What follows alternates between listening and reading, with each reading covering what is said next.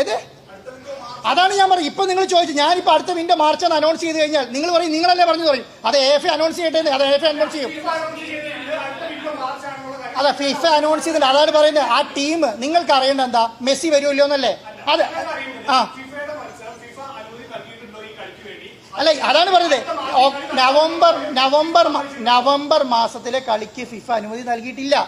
പക്ഷെ മാർച്ച് മാസത്തിലെ വിൻഡോയ്ക്കുള്ള application move ചെയ്തിട്ടുണ്ട്. ആ ആപ്ലിക്കേഷൻ മൂവ് ചെയ്യുന്ന പെർമിഷൻ കിട്ടിക്കഴിഞ്ഞാൽ അത് അനൗൺസ് ചെയ്യും. അതിന് മുന്നേ എനിക്ക് പറയാൻ പറ്റില്ലല്ലോ. പറ്റുമോ? അല്ല, രണ്ട് കാരണങ്ങളാണ്. ഒന്നാമത്തെ കാരണം, അങ്കോളയും കേരളവും തമ്മിൽ ഡിസ്റ്റൻസ് എന്ന് പറയുന്നത് ഏകദേശം 11 മണിക്കൂർ ട്രാവൽ അവേഴ്സാണ്. 11 മണിക്കൂർ. പിന്നെ അങ്കോള ടു ഇന്ത്യ. അപ്പോൾ സാധാരണ ടീമുകൾ ചെയ്യുന്ന പണി എന്താ പറഞ്ഞാൽ ഏതെങ്കിലും ഒരു ലേ ഓവർ സ്പേസ് കണ്ടെത്തും. അത് അവർ കണ്ടെത്തിയിരുന്നത് ഖത്തറാണ്. അപ്പോൾ എന്ത് ചെയ്യും, പിന്നെ അർജന്റീനയിലേക്ക് ഖത്തറിലേക്ക് വരും. ഖത്തറിൽ നിന്ന് അവർ അങ്കോളയിൽ പോകും, തിരിച്ച് ഖത്തറിൽ വരും, ഒരു ദിവസം അവർ ട്രെയിനിങ് നടത്തും, കേരളത്തിലേക്ക് വരും. അങ്ങനെയായിരുന്നു അവരുടെ തീരുമാനം ഉണ്ടായിരുന്നത്. പക്ഷേ എന്ത് ചെയ്യുന്നു പറഞ്ഞാൽ അത് ഫിഫ എഗ്രിമെന്റ് വയലേഷനാണ്, അല്ല ഫിഫ റൂൾസിന് വയലേഷനാണ്. അതുകൊണ്ട് അങ്ങനെ കളിക്കാൻ പറ്റില്ല എന്ന് AFA പറഞ്ഞു. നിങ്ങൾക്ക് ഡയറക്റ്റ് ട്രാവൽ ചെയ്യുന്ന 5 മണിക്കൂറിനുള്ളിൽ ഡയറക്റ്റ് ട്രാവൽ ചെയ്യാൻ പറ്റുന്ന സ്ഥലത്തേക്ക് പോകാൻ പറ്റുള്ളൂ എന്ന് പറഞ്ഞു. ഒന്നാമത്തെ കാര്യം. ആ ട്രാവൽ ചെയ്യുമ്പോൾ നമുക്ക് 5 മണിക്കൂർ കൊണ്ട് അങ്ങോട്ട് നിന്ന് ഡയറക്റ്റ് ഇങ്ങോട്ട് ട്രാവൽ ചെയ്യാൻ കഴിയില്ല. കാരണം അത് 2 ഭൂഖണ്ഡങ്ങളിലാണ്. 2 ഭൂഖണ്ഡങ്ങളിൽ കളിക്കണമെങ്കിൽ അടുത്തുള്ള സെക്ഷനിലേ പറ്റുള്ളൂ. 5 മണിക്കൂറിനുള്ളിൽ പറ്റും. അത് നമ്മുടെ പ്രശ്നമല്ല, അതാരുടെ പ്രശ്നമാണ്? AFAന്റെ പ്രശ്നമാണ്. അത് AFA അതേപടി അംഗീകരിച്ചു. കാരണം അവർക്കത് ആ ഫിഫ റിജക്ട് ചെയ്താൽ അത് ചെയ്യാൻ കഴിയില്ല. ഒന്നാമത്തെ കാര്യം. രണ്ടാമത്തെ കാര്യം, നമ്മുടെ ഇന്ത്യയിൽ സ്റ്റേഡിയം, ഫിഫ റാങ്കിങ്ങിലുള്ള സ്റ്റേഡിയം, അപ്രൂവ്ഡ് സ്റ്റേഡിയം, ഫിഫ പിന്നെ സ്റ്റാൻഡേർഡ് ഉള്ള സ്റ്റേഡിയം കുറേ ഉണ്ട്. അപ്രൂവ്ഡ് ഉള്ള സ്റ്റേഡിയം ആകെ അഹമ്മദാബാദ് സ്റ്റേഡിയം മാത്രമേ ഉള്ളൂ. പുതിയ നരേന്ദ്രമോദി സ്റ്റേഡിയം മാത്രമേ ഉള്ളൂ. അത് കഴിഞ്ഞാൽ വേറെ ഇന്ത്യയിൽ സ്റ്റേഡിയം ഇല്ല. അപ്പോൾ ആ സ്റ്റേഡിയത്തെ എന്ത് ചെയ്യണം? സ്റ്റേഡിയം അപ്രൂവ്ഡ് സ്റ്റേഡിയം ആക്കി മാറ്റണം. ഫിഫ സ്റ്റാൻഡേർഡ് ഉള്ള റാങ്കിങ് ഉള്ള സ്റ്റേഡിയങ്ങളുണ്ട്. പക്ഷേ ഫിഫ സ്റ്റാൻഡേർഡ് ഉള്ള സ്റ്റേഡിയങ്ങളാണ് നമ്മുടെ എല്ലാം. പക്ഷേ അത് അപ്രൂവൽ എടുക്കണം. നമുക്ക് ഇന്ത്യയിൽ ഒരു കളി ഇത്രയും നാൾ നടക്കാത്തതുകൊണ്ട് നമ്മൾ ഇതുവരെ അപ്രൂവൽ എടുത്തിട്ടില്ല. ആ അപ്രൂവലിന്റെ പ്രൊസീജിയർ എന്ന് പറഞ്ഞാൽ അവരെല്ലാ ക്രൈറ്റീരിയയും വെച്ചിട്ട് ഡോക്യുമെന്റ് സബ്മിറ്റ് ചെയ്താൽ അപ്രൂവൽ കിട്ടും. ആ ക്രൈറ്റീരിയ മുഴുവൻ വെച്ച് നമ്മൾ ഡോക്യുമെന്റ് സബ്മിറ്റ് ചെയ്തിട്ടുണ്ട്. എനിക്ക് തോന്നുന്നു 1-2 ആഴ്ച കൊണ്ട് അതിന്റെ അപ്രൂവൽ കിട്ടും. ആ അപ്രൂവൽ ഞാൻ ശ്രമിച്ചത് എന്താ, ഈ നവംബർ മാസത്തിനുള്ളിൽ തന്നെ ഇതിന്റെ അപ്രൂവൽ എടുത്ത് പോകാന്നുള്ളതാണ്. ഈ 2 ക്രൈറ്റീരിയ കൊണ്ടാണ് ഈ പറയുന്ന നവംബർ വിൻഡോ നമുക്ക് കിട്ടാതെ പോകുന്നത്. ആ നവംബർ കിട്ടാൻ വേണ്ടിയുള്ള കാര്യങ്ങൾ ഇനിയും ചെയ്യും. കാരണം നവംബർ വിൻഡോ കിട്ടിയില്ല, അടുത്ത വിൻഡോയിലേക്ക് പോയി. ഈ അപ്രൂവൽ എടുത്തു കഴിഞ്ഞാൽ ഈ സ്റ്റേഡിയം അപ്രൂവൽ എടുക്കുന്ന ഈ ഒരു നവംബർ വിൻഡോ കളി നടത്താൻ വേണ്ടിയിട്ട് മാത്രമല്ല, ഇന്റർനാഷണൽ കളികൾ മുഴുവൻ നടത്താൻ വേണ്ടിയിട്ടാണ്. ഇനി എന്താ, ഈ അപ്രൂവൽ കിട്ടിയിട്ട് റിപ്പോർട്ടർ ടീമിന് ഒരു 20 കളികളും കൊണ്ടുവരും, ഇന്റർനാഷണൽ കളികൾ. അതിനൊരു ഡൗട്ടും ഇല്ല. കാരണം എന്തുകൊണ്ടാ, ഈ സ്റ്റേഡിയം അപ്രൂവൽ കിട്ടിക്കഴിഞ്ഞാൽ ഞാൻ മാത്രമല്ല, ഇന്ത്യയിലുള്ള ഏത് ഫെഡറേഷനും ഏത് ടീമിനും ഇവിടെ കളി കളിക്കാൻ കഴിയും. കാരണം ആ റാങ്കിങ്ങിലേക്ക് കൊച്ചി സ്റ്റേഡിയം മാറും.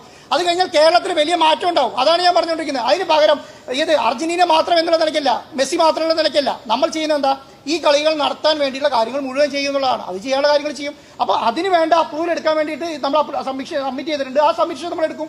അത് കൊടുത്തിട്ടുണ്ട്. അത് ഒരാഴ്ച കിട്ടുകയാണെങ്കിൽ ഒരാഴ്ച കൊണ്ട് പരിപാടി കഴിഞ്ഞു. അടുത്ത വിൻഡോ മാർച്ചിലുണ്ട്. ആ മാർച്ചിലേക്ക് നമ്മൾ ഞങ്ങൾക്ക് ഫിഫന്റെ അപ്രൂവൽ കിട്ടിയിട്ടുണ്ട്. അവർ AFAനോട് സംസാരിക്കും, ധാരണയാക്കും, കളി അനൗൺസ് ചെയ്യും. അത്ര തന്നെ കാര്യമുള്ളൂ. അതിനെ വേറെ ഒന്നും ചെയ്യാനില്ല. കാരണം നമ്മൾ മാത്രം വിചാരിച്ചാൽ നടക്കുന്ന കാര്യമല്ല. ഏത് കാര്യത്തിനകത്ത്, അപ്രൂവലിന്റെ കാര്യത്തിനകത്ത് അപ്രൂവൽ അവർക്കൊരു അക്രഡിറ്റേഷൻ കമ്മിറ്റി ഉണ്ട്. ആ കമ്മിറ്റി പാസ്സാക്കി തരണം. അത് തീരാൻ പറ്റില്ല. അത് ഇന്ത്യയിൽ വേറെ ഇല്ലാന്നേ. കേരളത്തിന് മാത്രമല്ല, വേറെ ഒരു സ്റ്റേഡിയത്തിലും ഇല്ല. അഹമ്മദാബാദ് സ്റ്റേഡിയത്തിലേക്ക് കളി മാറ്റണമെങ്കിൽ നമുക്ക് 25 ദിവസം മുന്നേ കൊടുക്കാൻ കഴിയുള്ളൂ. കാരണം അത്രയും നമ്മൾ ചെയ്തിട്ടുണ്ട്, ശ്രമിച്ചിട്ടുണ്ട്. ആ ശ്രമം നിങ്ങൾ ശ്രമം കാണില്ല എന്നേ ഉള്ളൂ. കേരളത്തിലെ ജനങ്ങൾ കാണുന്നുണ്ട്, ഞാൻ കാണുന്നുണ്ട്, എൻ്റെ കൂടെയുള്ള ആൾക്കാർ കാണുന്നുണ്ട്, സർക്കാർ കാണുന്നുണ്ട്. അതെടുക്കുന്നത്, അത് മനസ്സിലാക്കാതെ വരില്ല എന്ന് പറയാൻ വളരെ ഈസിയാണ്.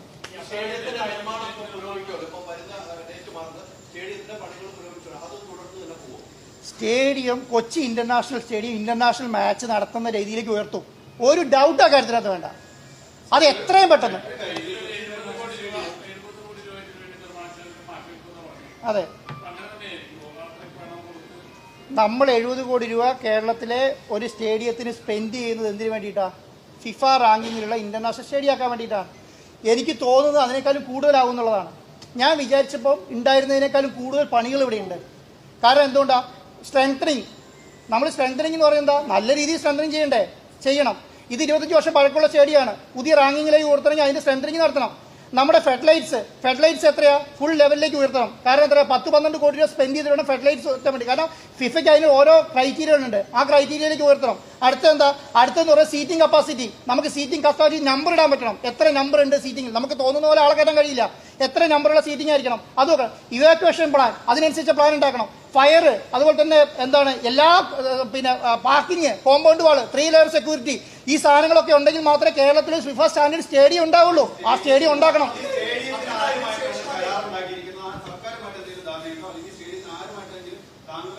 എനിക്കിപ്പോൾ കരാർ തന്നിരിക്കുന്നത് എങ്ങനെയാണെന്ന് പറയാം. എനിക്ക് എന്നെ സ്റ്റേഡിയം ഏൽപ്പിച്ചത് ഫിഫ വിൻഡോയിൽ നവംബറിലെ മാച്ച് നടത്താൻ വേണ്ടിയിട്ടാണ്. GCD അല്ല, SKF ആണ്, കേരള സ്പോർട്സ് കൗൺസിൽ. GCDയെ SKFന് ഹാൻഡ് ഓവർ ചെയ്തിട്ട് സ്റ്റേഡിയം. SKF ആണ് നമുക്ക് ഈ മാച്ച് നടത്താനുള്ള പെർമിഷൻ തന്നിരിക്കുന്നത്. SKF ആണ് ഈ മാച്ച് കണ്ടക്ട് ചെയ്യാൻ എടുക്കുന്ന ഏജൻസി. ആ ഏജൻസിയാണ് നമ്മളെ ഏൽപ്പിച്ചേക്കുന്നത്. ഞാൻ തന്നെയാണ്. അതെ അതെ.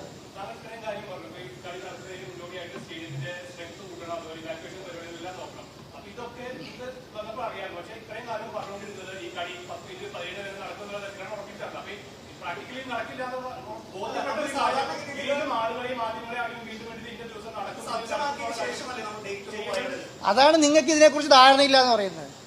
എന്തുകൊണ്ടാണ് ധാരണയില്ല എന്ന് പറയട്ടെ, തിരക്കൂട്ട്. അല്ല, നിങ്ങൾക്ക് ധാരണയില്ല എന്ന് പറയുമ്പോൾ നിങ്ങൾക്ക് ചൂടാവുന്നതിനാ ധാരണയില്ല. അതന്നെ കാരണം ഫിഫ അല്ല ധാരണ. അതാണ് പറയുന്നത് നിങ്ങൾക്ക്. അല്ല, ഒരു മിനിറ്റ്.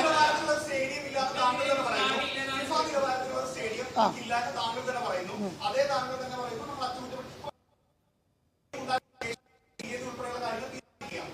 തീയതി തീരുമാനിക്കുന്നത് അങ്ങനെയല്ല. അതാണ് ഞാൻ പറയുന്നത്. എന്താണെന്നറിയോ, ഫിഫ വിൻഡോയിലുള്ള സ്റ്റേഡിയത്തിന് അപ്ലിക്കേഷൻ കൊടുക്കുന്ന സമയത്ത്, ടയർ 1 ഫോം കൊടുക്കുന്ന സമയത്ത് നമ്മൾ ഈ Kochi international stadium, Jawaharlal Nehru international stadium എഴുതി കൊടുക്കും.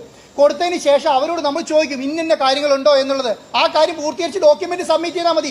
ആ ഡോക്യുമെന്റ് സബ്മിറ്റ് ചെയ്ത് അപ്രൂവൽ കിട്ടാനുള്ള സമയം എന്ന് പറയുന്നത് ഈ വിൻഡോയ്ക്കുള്ളിൽ കിട്ടിയേനെ 1-2 ദിവസം താമസമേ ഉള്ളൂ. പക്ഷേ 20 ദിവസത്തിനുള്ളിൽ. കാരണം എന്തുകൊണ്ടാണെന്നറിയോ, നമുക്കുണ്ടാകുന്ന കാര്യം ഞാൻ പറഞ്ഞുതരാം. അതിന് മുന്നേ 2 AFCന്റെ ഒരു മീറ്റിങ്ങും ഫുട്ബോൾ ഫെഡറേഷന്റെ അമേരിക്കയിൽ 2 മീറ്റിംഗും പോയി. അതിൽ 3 മീറ്റിംഗ് ഫിഫയ്ക്ക് കൂടാൻ കഴിച്ചിട്ടില്ല. അതിൽ ഒരു മീറ്റിംഗ് ഞാൻ പങ്കെടുത്ത ആളാണ്. ഫിഫയ്ക്ക് കൂടാൻ കഴിച്ചില്ല. ഒരു മിനിറ്റ്. ആ ഫിഫയ്ക്ക് അത് ഉണ്ടായിരുന്നെങ്കിൽ നമുക്ക് അതിൽ പാസ്സായി കിട്ടിയേനെ. ഞാൻ അടുത്ത ആഴ്ച ഈ സ്റ്റേഡിയത്തിന് അപ്രൂവൽ കിട്ടും എന്ന് പറയുന്ന ആളാണ്. ഈ വർക്ക് തീർത്തിയാൽ അടുത്ത ആഴ്ച കിട്ടും. അതുകൊണ്ട് വന്ന ഡിലേ ആണ്. അല്ലെങ്കിൽ ഈ ഡിലേ ഉണ്ടാവില്ല. അതുകൊണ്ടാണ് ഫിഫ വിൻഡോ നമുക്ക് അനുവദിച്ച് തന്നത്. ഫിഫയ്ക്ക് സ്റ്റേഡിയത്തിന് അപ്രൂവൽ തരാം എന്ന് ധാരണയുള്ളതുകൊണ്ടാണ് അവർ അനുവദിച്ച് തന്നത്. അതുകൊണ്ടാണ് അത് അപ്രൂവൽ കിട്ടാതെ പോയത്. അതുകൊണ്ടാണ് ഞാൻ പറഞ്ഞത് നിങ്ങൾക്ക് അതിനെക്കുറിച്ച് ധാരണയില്ല എന്ന് പറയാൻ കാരണം. ഈ ഫിഫ സാധാരണ ഫിഫയ്ക്ക് ഒരു വിൻഡോ അനൗൺസ് ചെയ്യില്ല. ഒരു കളിക്കാർക്ക് ഏത് സ്റ്റേഡിയം ഇല്ലാതെ അനൗൺസ് ചെയ്യില്ല. പക്ഷെ നമ്മൾ കൊടുത്ത രേഖകളെല്ലാം അതിന് പ്രാപ്തമായതുകൊണ്ട് മാത്രമാണ് ഫിഫ നമുക്ക് വിൻഡോ അനുവദിച്ചത്. ആ വിൻഡോ നവംബറിൽ അനുവദിച്ചു. ആ വിൻഡോ എന്ത് ചെയ്തു, നവംബറിൽ ഈ കാര്യങ്ങൾക്കുണ്ട്. 2 കാര്യങ്ങൾ. ഒന്ന് ട്രാവൽ പ്ലാന്റെ കാര്യത്തിൻ്റെ അകത്തും, ഒന്ന് ഈ സ്റ്റേഡിയത്തിന്റെ കാര്യത്തിനകത്ത്. ഈ 2 കാര്യത്തിൻ്റെ അകത്തുള്ള അനുമതി അടുത്ത ആഴ്ച കിട്ടും. കിട്ടി കഴിഞ്ഞാൽ അത് കഴിഞ്ഞിട്ടുള്ള വിൻഡോയിൽ കളിക്കാൻ പറ്റും. അത്രയും കാര്യമുള്ളൂ.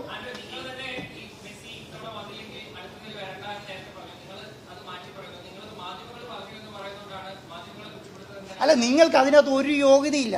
എന്തുകൊണ്ടാണെന്നറിയോ, നിങ്ങൾ ഈ ഒരു മിനിറ്റ് പറയുന്നത് അല്ല, പറയുന്നതിന് മുന്നേ തുടങ്ങുകയാണ്. ഒരു മിനിറ്റ്. ഞാൻ പറയുന്നതിന് മുന്നേ നിങ്ങൾ തുടങ്ങല്ലേ. ഞാൻ എന്താ പറയുന്നത്, എന്താ പറയണ്ടേ? അല്ല, യോഗ്യതയല്ല ഞാൻ ചോദിക്കുന്നത്. എന്തുകൊണ്ടറിയോ, ഒരു സംസ്ഥാനത്ത് ഒരു ഇന്ത്യ പറയുന്ന രാജ്യത്ത് ഇതുവരെ ഒരു ഇന്റർനാഷണൽ ഫ്രണ്ട്ലി മാച്ച് കളിച്ചിട്ടില്ല. ആ ഇന്റർനാഷണൽ ഫ്രണ്ട്ലി മാച്ച് കളിക്കാൻ എഫേർട്ട് എടുക്കുന്ന ഒരാളെ നിങ്ങൾ ഇങ്ങനെയല്ല കൈകാര്യം ചെയ്യേണ്ടത്. അതൊക്കെ ഞാൻ പറയുന്നുള്ളൂ. അതുകൊണ്ടാണ് നിങ്ങൾ പറയുന്നത്. നിങ്ങൾ ഡേ 1 തുടങ്ങി പറയുന്ന കാര്യം അതാണ്. നിങ്ങൾ ഇന്നും പറയുന്ന ഒരു കാര്യം, ഒരു മിനിറ്റ്, ഇന്നും പറയുന്ന ഒരു കാര്യം എന്താണ്? ഇന്നും പറയുന്ന ഒരു ഇന്റർനാഷണൽ ഫ്രണ്ട്ലി മാച്ചിന് ഈ സ്റ്റേഡിയം യോഗ്യമല്ല. നമുക്ക് അങ്ങനെ ഒരു സ്റ്റേഡിയം വേണ്ടേ? നിങ്ങൾ തന്നെ പറ. നമുക്ക് ഇന്ത്യയിൽ ഇനി ഇന്റർനാഷണൽ മാച്ച് നടത്തണ്ടേ? അല്ലെങ്കിൽ ഇങ്ങനെ ഒരു സംവിധാനം ആരും എഫേർട്ട് എടുക്കേണ്ടതെന്നാണോ?